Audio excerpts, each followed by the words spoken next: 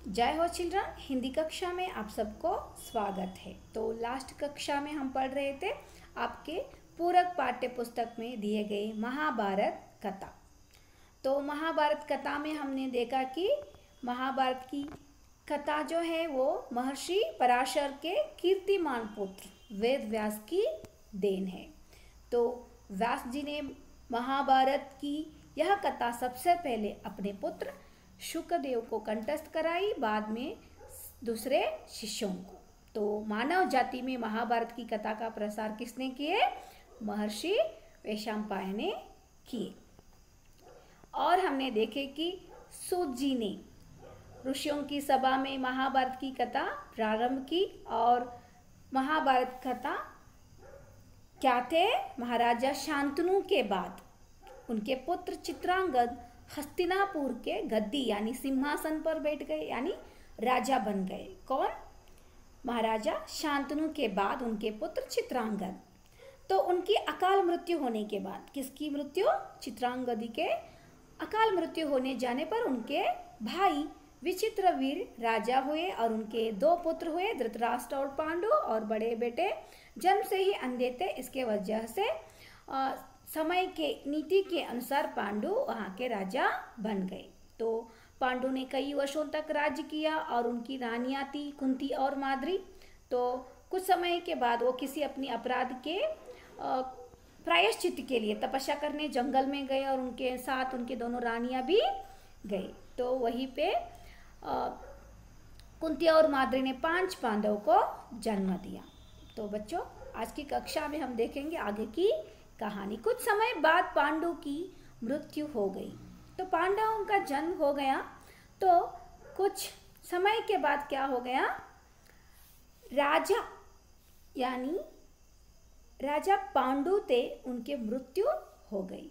तो इसके वजह से 5 अनाथ बच्चों को वन में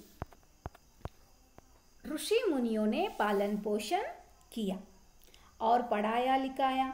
तो देखिए, पांडु जी का मृत्यु होने के बाद ये जो बिना पिता के ये बच्चे अनाथ हो गए। तो ऋषि मुनियों ने जंगल में ही इनका पालन पोषण किया और उनको पढ़ाया लिखाया। तो जब युधिष्ठिर 16 वर्ष के हुए तो ऋषियों ने 5 कुमारों को हस्तिनापुर ले जाकर पितामह भीष्म को सौंप दिया। तो देखिए, जब जन्म हुआ था तब से वह जंगल में रहते थे, तो ऋषि मुनियों ने उसको देखभाल की।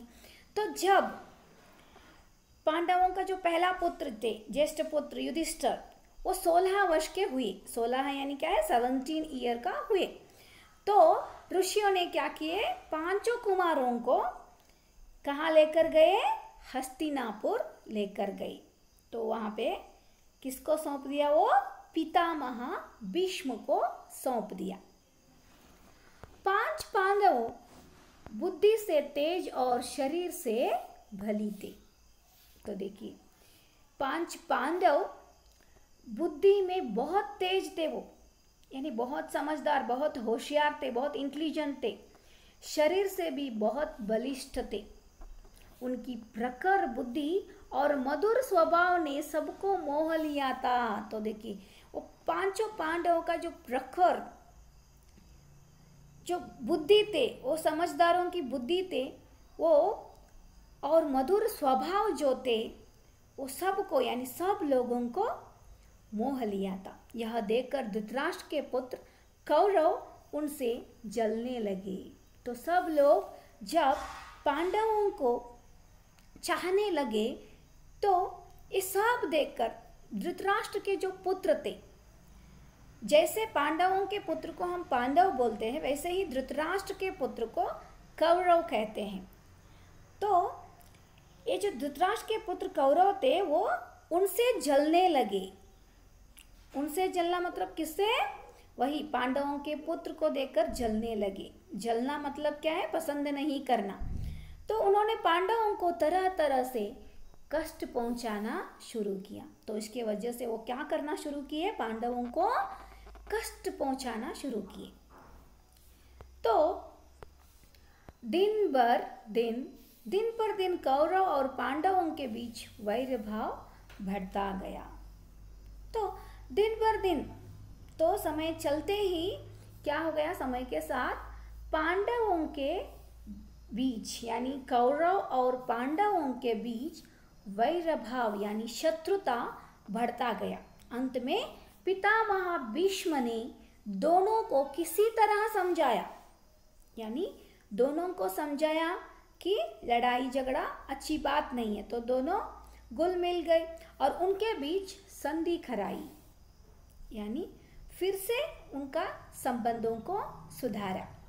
भीष्म के आदेश अनुसार कुरु राज्य के 2 हिस्से किए गए। तो देखिए, भीष्म के आदेश क्या था, कुरु राज्य को 2 हिस्से में करना। क्यों?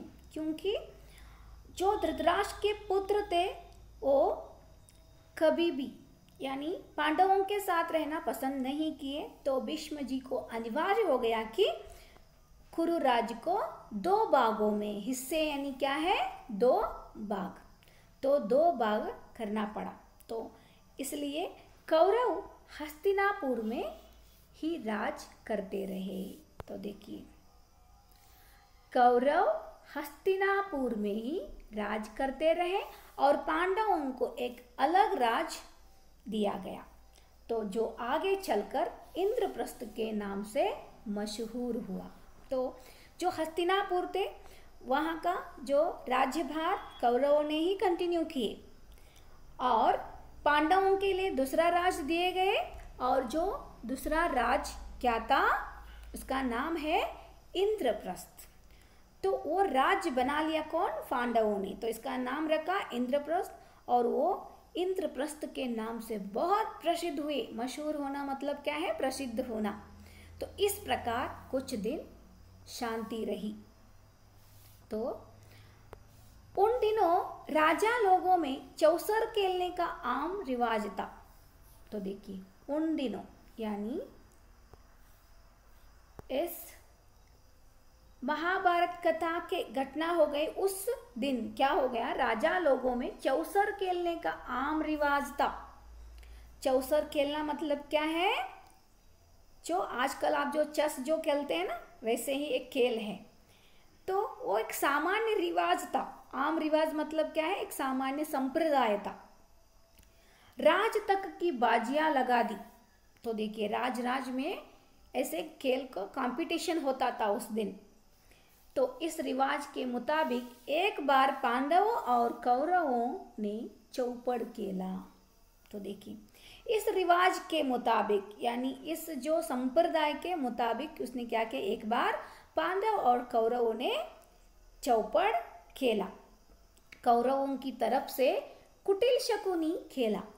तो देखिए, कौरवों की तरफ से कौन खेल रहे थे, कुटिल शकुनी क्यों कहा है वहां पे, कुटिल यानी क्या है, धोखा देने वाले, दूसरों के बारे में बुरे सोचने वाले, ऐसे लोगों को हम क्या बोलते हैं, कुटिल बोलते हैं। तो वो कुटिल शकुनी कौरवों की तरफ से खेलना शुरू किए। उसने युधिष्ठिर को हरा दिया। तो देखिए, कुटिल यानी आपको पता चला ना, वो धोखा से क्या हो गया, उस खेल में युधिष्ठिर को वो हरा दिया। इसके फलस्वरूप पांडवों का राज छीन गया। तो इस कंपटीशन का जो फल मिला, हारने के वजह से उसे पांडवों को जो इंद्रप्रस्थ राज्य था उसको वापस देना ही पड़ा। किसको, कौरवों को। तो देखिए, सिर्फ अपने राज्य को वापस देना ही नहीं, और जो शर्त क्या था, 13 वर्ष का वनवास यानी 13 ईयर जंगल में ही रहना, ऐसा वनवास भोगना पड़ा। और उसमें और भी एक शर्त था, क्या, 12 वर्ष का वनवास यानी जंगल में रहना, और उसके बाद 1 वर्ष अज्ञातवास।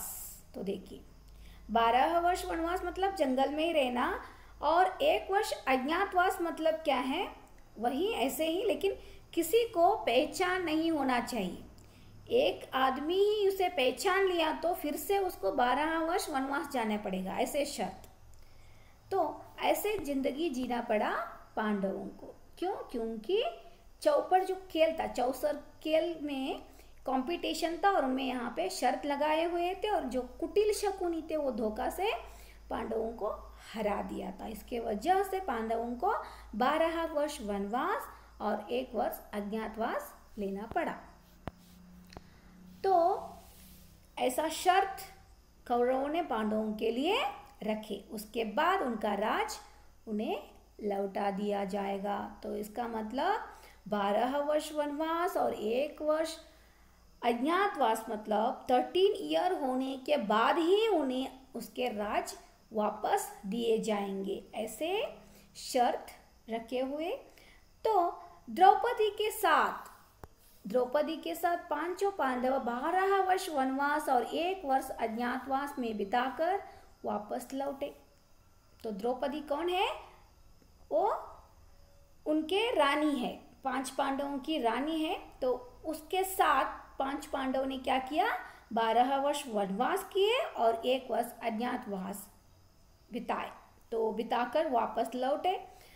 पर देखिए, ये सब होने के बाद भी लालचा दुर्योधन ने लिया हुआ राज वापस करने से इनकार कर दिया। लालचा दुर्योधन कौन है? ये कौरवों के युवराज है, ज्येष्ठ पुत्र है धृतराष्ट्र के। तो लालचा यानी बहुत आशा, ऐसे लालचा कभी भी नहीं रहना चाहिए मनुष्य को, है ना। लेकिन दुर्योधन बहुत लालचा था। उसने देखिए शर्त के हिसाब से क्या करना था, 13 साल यानी 12 साल वनवास और 1 साल अज्ञातवास खत्म होने के बाद पांडवों को उसके राज्य को वापस करना था। लेकिन कुटिल शकुनी के कारण के बात सुनकर लालचा दुर्योधन ने इनकार कर दिया। अतः पांडवों को अपने राज्य के लिए लड़ना पड़ा। तो देखिए, इसके वजह से ही पांडवों को कौरवों के साथ युद्ध करना अनिवार्य हो गया, क्योंकि जो के हक में आना चाहिए थे वो उन्हें नहीं मिलने के कारण पांडवों को अपने राज्य के लिए दुर्योधन के साथ लड़ना पड़ा। तो बच्चों, इस कक्षा में अब तक हमने देखे कि 5 पांडवों को कैसे वनवास हो गया, किस वजह से वनवासों से जाना पड़ा। तो अगले कक्षा में हम इनकी आगे की कहानी देखेंगे। तो बच्चों, तब तक आपको जहाँ तक लेसन हुआ है वहाँ तक ध्यान से पढ़ना है, और इनमें से 10 डिफ़िकल्ट वर्ड यानी जोड़ाक्षर शब्द ढूंढकर आपको लिखकर मुझे होमवर्क में भेजना है। तो बच्चों, घर में ही रहिए और सुरक्षित रहिए। जय हिंद, टेक केयर।